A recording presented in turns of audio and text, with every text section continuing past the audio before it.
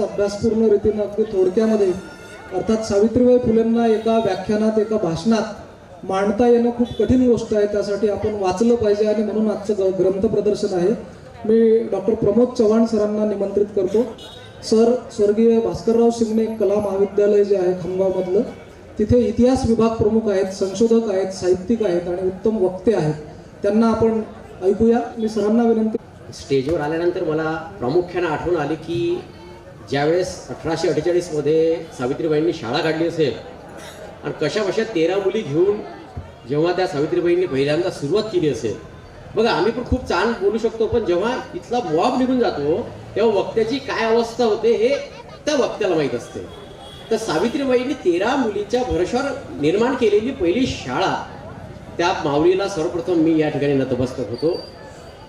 माणसाच्या इथल्या रक्ताच्या प्रत्येक कणाकणामध्ये ज्यांचं वास्तव्य आहे, छत्रपती शिवराय यांना मानाचा मुजरा करतो.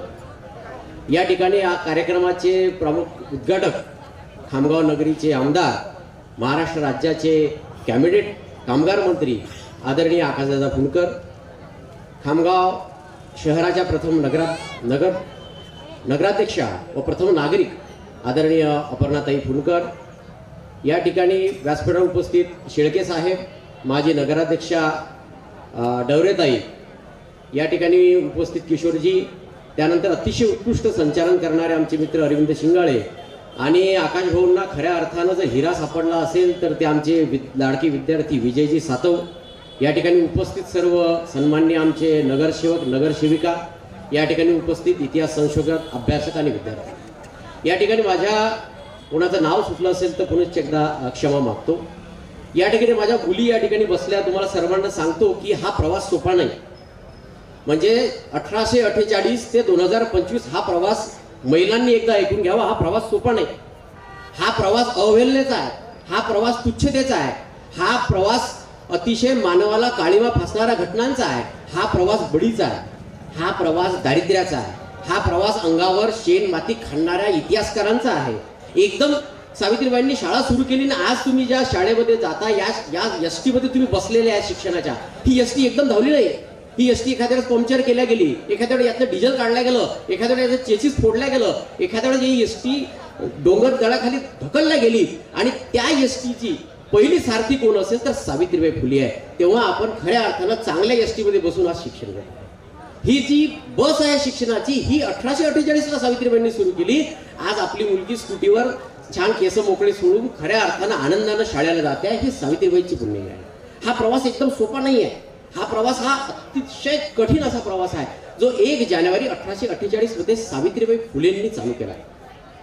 नेहमी ज्योतिराव फुले म्हणतात की मी वादळात राहिलो तरी चालेल, मी आस्वाद न्हालो तरी चालेल, या अंधाऱ्या रात्री उजळू द्या एखादाच्या, मी पुरता जळालो तरी चालेल. अशा माणसासोबत पासिंग बांधणाऱ्या आमच्या सावित्रीबाई फुले. त्यांच्याकडे जरी पाहिलं, मी सकाळी थंडी वाजताना जर्किन घातलं, मी म्हटलं की सावित्रीबाई फुलेंच्या लुगड्याची गोष्ट 2 मिनिट मी तुम्हाला सांगतो. सावित्रीबाई जेव्हा शिक्षण द्यायसाठी जात होत्या तेव्हा त्या ठिकाणी शेण, दगड आणि माती सावित्रीबाईंच्या अंगावर डेली बसत होती. आणि मग शाळेत गेल्यानंतर त्या लुगड्यावर पाणी घेणाऱ्या जेव्हा सावित्रीबाई असायच्या, त्याच्यावर पाणी सावित्रीबाई फुले घ्यायच्या आणि दिवसभर शिकवायच्या. रोज शेण, माती, दगड खाणे, शाळेत जाणे, पुन्हा लुगड्यावर पाणी ओतणे आणि पुन्हा दिवसभर शिकवणे. तापानं सावित्रीबाई रात्री ठणठणायच्या. आणि एक दिवस ज्योतिबांनी त्याच्या अंगाला हात लावला तेव्हा समजलं की सावित्रीबाईला ताप आलाय. तर त्यांनी विचारलं की तुला काय अडचण आहे, तर त्यांनी सांगितलं की मला लुगडं हवं आहे.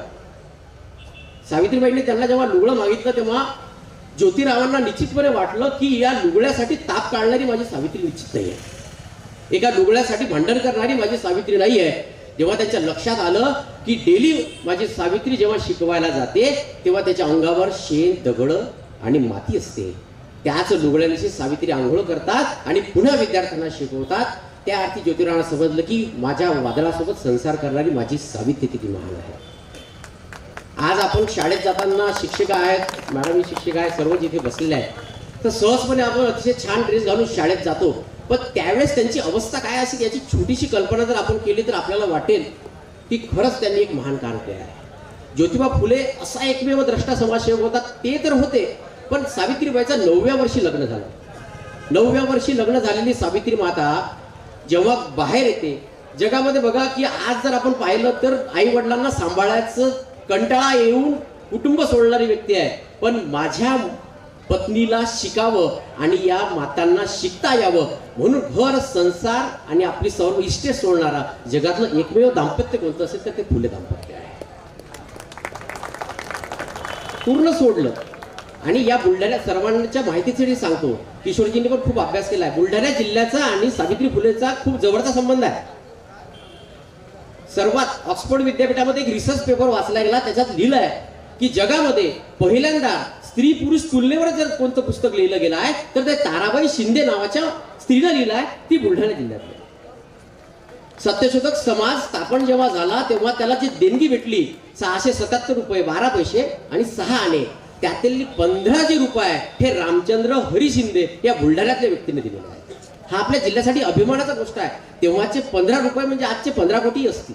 तर त्यावेळेस त्या समाजामध्ये उभे राहणारे माणसं खूप कमी होते. त्यावेळेसची सावित्री आणि आताची सावित्री यात फरक आहे. दोन्ही सावित्री ह्या व्यवस्थेने तुडवलेल्या सावित्री आहेत. आज आपण सहज आपल्या या मुलांना याचं महत्व वाटणार नाही की सावित्रीबाई फुले यांचा अभ्यास आपला सुरू आहे.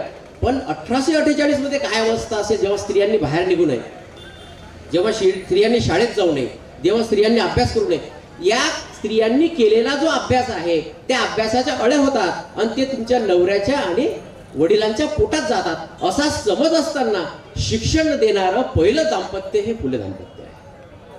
त्यांनी सांगितले की आम्ही अभ्यास करतो, आमच्या कुटुंबावर पडणाऱ्या अड्या आम्ही बघून घेऊ. ही ताकद त्यांच्यामध्ये होती, ही विज्ञानाची ताकद त्यांनी जुळवली म्हणून ते महान आहे. आपला तो फोटो 13व्यापर्यंत कसा बसा लागतो, नंतर लागत नाही. हजारो वर्ष चंद्र सूर्य आणि तारे असेपर्यंत यांचा फोटो लागतो. विधवा विवाहांचं 2 मिनिट गोष्ट सांगितली, तुम्हाला सांगतो इतकी विदारक परिस्थिती.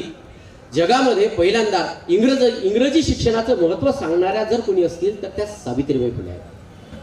त्या आपल्या काव्य फुले म्हणतात की आपण बघा आता महत्व किती देतो आहे.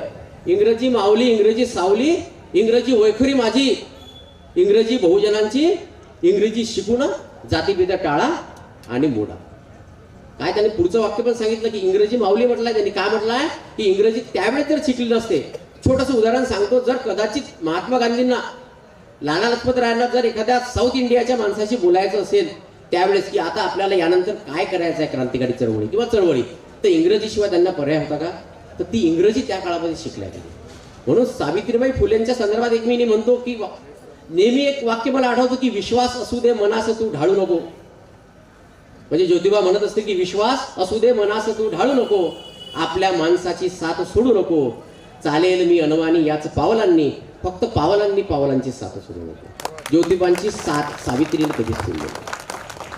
1877 मध्ये महाराष्ट्रात जेवढा दुष्काळ पडला तो जगामध्ये कुठेच पडला नाही. महाराष्ट्राच्या दुष्काळामध्ये भाकरीसाठी शेतं विकल्या गेली आहेत. महाराष्ट्राच्या दुष्काळामध्ये भाकरीसाठी मुलं विकल्या गेली आहेत. महाराष्ट्राच्या त्या दुष्काळामध्ये भाकरीसाठी संपूर्ण घरदार विकल्या गेला एका भाकरीसाठी. आता जी निवडून आपल्याला दिसतात त्याची फुलं माणसं खात होती. असं 1877च्या दुष्काळामध्ये 2000 भाकरी प्रत्येक कुटुंबापर्यंत नेणारी जर कोणती माऊली असेल ती सावित्रीबाई. 2000 भाकरी प्रत्येक कुटुंबापर्यंत सावित्रीबाई फुलेंनी पोहोचलेल्या त्या काळामध्ये. आणि त्या काळामध्ये सावित्रीबाई फुलेंनी फक्त भाकरी पोहोचवल्या नाही, या कोरोनाच्या काळामध्ये सख्या बापालाही आपण दरवाजापर्यंत जाऊन भेटलो नाही, नवऱ्याला बायको भेटली नाही, त्यांचा अग्निदाह आणि अग्निसंस्कार कोणी केला हे माहित नाही. त्या अशा पेक्षाही भयानक साथ जगामध्ये जर असेल तर ती प्लेगची होती 1876 आणि 77 मध्ये. या प्लेगच्या साथीमध्ये माणसाला माणूस शिवत नव्हता. अशा वेळेस सावित्रीबाई फुलेंनी जो त्यांचा मुलगा आहे दत्तक, त्याचं नाव आहे यशवंत, याला पहिल्यांदा हॉस्पिटल उघडायला लागलं. आणि जेव्हा त्यावेळेस उच्च वर्गातील व्यक्तींना घोडागाडी राहायच्या, गाड्या राहायच्या प्लेगच्या, त्या हॉस्पिटलमध्ये नाही बंद. परंतु दलित समाजातल्या, बहुजन समाजातल्या व्यक्तींना हॉस्पिटलमध्ये नेण्यापर्यंत कुठलीही सुविधा नव्हती. अशा वेळेस पांडुरंग बाबाची गायकवाड नावाच्या एका 11 वर्षाच्या मुलाला 9 मैल आपल्या खांद्यावर घेऊन प्रवास करणारी जगातली एकमेव माता असेल तर ती सावित्री माता आहे. आणि गोष्ट अशी आहे की त्याच ठिकाणी प्लेगच्या त्या संसर्गामुळे सावित्रीबाई फुलेंचं निधन झालं आहे. त्याच प्लेगच्या काळामध्ये रुग्णांची सेवा करता करता त्यांचा एकमेव मुलगा, त्यांचा मुलगा पण यशवंत आहे हे माहीत असेल सर्वांना, पण त्या यशवंत कोण आहे माहिती आहे का? यशवंत हा त्यांच्या एक विधवा होती त्या काळात, लोकांच्या अत्याचाराला विधवा बळी पडायचा. त्या बापाची अवस्था बघा किती कठीण आहे. म्हणजे त्या काळात असं नाही की एकदम सहज झालं नाही, बळी गेले त्या काळामध्ये. त्या काळात विश्रामजी घोडले डॉक्टर होते, त्यांची मुलगी होती एक राधा नावाची, त्याला बाहुली असं म्हणायचे. तर ती बाहुली जी होती, ती बाहुलीला शिकवायचे ते सत्यशोधक समाजाचे पहिले अध्यक्ष होते ते विश्राम घोले यांची बाहुली नावाच्या मुलीला ते शिकवायचे. तिची आजी म्हणायची की या मुलीला शिकवायचं नाही, या मुलीला शाळेत पाठवायचं नाही. तर अशा वेळेस त्या मुलीचं बळी कसा गेला हे 2 मिनिटांमध्ये तुम्हाला सांगतो की असं सहजपणे शिक्षण मिळालं नाही. तर त्या बाहुलीला कोणत्याही परिस्थितीत शिकू द्यायचं नाही. तिच्या आजींनी, आत्यांनी, मामांनी सर्वांनी ठरवलं, परंतु सत्यशोधक समाजाच्या या कार्यकर्त्यांना ठरवलं की मी माझ्या मुलीला शिकवेन. तर त्यांनी त्या निरागस असणाऱ्या मुलीच्या लाडूमध्ये बांगड्यांचा जो चुरा असतो, आपल्या ज्या बांगड्या असतात आपल्या, त्या खलबत्त्यामध्ये कुठून त्याच्या बांगड्यांचा चुरा त्या ठिकाणी केला. त्या बांगड्यांच्या चुऱ्यामध्ये लाडू मिक्स केला आणि त्या बाहुलीला तो खाण्यात आला आणि अत्यंतिक रक्तस्रावामुळे तिचा त्या ठिकाणी मृत्यू झाला. हे सहज शक्य झालं नाही. अनेक लोकांचे बळी, अवेदना, वेदना आणि प्रयत्नातून हे सर्व सिद्ध झालं. एकाकी कुठलीही गोष्ट जगामध्ये होत नाही. म्हणून म्हणतो की या मुली भाग्यवान आहे की आज या ठिकाणी बसल्या आहेत. ज्या 13 मुली पहिल्या वेळेत बसल्या असतील त्या 13 मुलींना तुमच्या माहितीसाठी सांगतो की त्या 13 मुलींना शाळेत नेण्याचं काम हे त्यांच्यावर जेव्हा अडवलं झालं तेव्हा पोत्यात घालून त्या मुलींना शाळेत नेण्याचं काम त्याचे आजी आजोबा करायचे. त्या शाळेत जायचंय समजा तर मग पोत्यात मुलीला घ्यायचं, खांद्यावर घ्यायचं, लटकत लटकत आणि शाळेत न्यायचं, पुन्हा पोत्यात भरायचं, घरी आणायचं. आज त्या मुलींना त्यांच्या आईवडिलांनी पोत्यात दिलं म्हणून आपली मुलं खऱ्या अर्थानं कॉन्व्हेंटमध्ये शिकतात. ते पोत्यात जर दिलं नसतं तर कदाचित आपली मुलं शिकली नसतात. म्हणजे हा खऱ्या अर्थानं त्याग त्या सावित्री माऊलींचा. जगातला सर्वच विवाह त्यांनी केले. स्त्री आपली मुलगी विधवा झाल्यानंतर कोणाला आवडेल का तिचे केस काढतात, पूर्ण शरीरातले केस काढून तिला विद्रूप बनवण्यात येतो. पहिल्यांदा न्हाव्यांचा संप सावित्रीबाई फुले आणि ज्योतिबा फुलेने घडून आणला. कधी त्या 18 शाळा त्यांनी काढल्या, कधी म्हटलं नसेल की मला शेगाव रोडवर प्लॉट झाला पाहिजे, तिकडे इस्टेट झाली पाहिजे, बँक बॅलन्स झाला पाहिजे. एकही रुपया सोबत न नेणारं दाम्पत्य जगातलं. त्यांच्याकडे जगात सर्वात श्रीमंत कुटुंब पण सर्वात दारिद्र्य कुटुंब म्हणून नंतर त्यांचा मृत्यू झाला. परंतु आज आपण अनेक वर्षानुवर्ष चंद्र, सूर्य आणि तारे असेपर्यंत त्यांचा उल्लेख होत राहील आणि आपण त्यांच्या स्मरण करूया. मला जास्त वेळ या ठिकाणी बोलता येणार नाही, परंतु आयोजकांनी अतिशय चांगल्या पद्धतीने मला 4-5-10 मिनिट दिले. तुम्ही पण मला ऐकून घेतलं. या ठिकाणी आदरणीय आकाशदादा फुंडकर यांचे मला त्यांनी संधी दिली, त्याबद्दल त्यांचे आभार व्यक्त करतो आणि थांबतो. थँक्यू.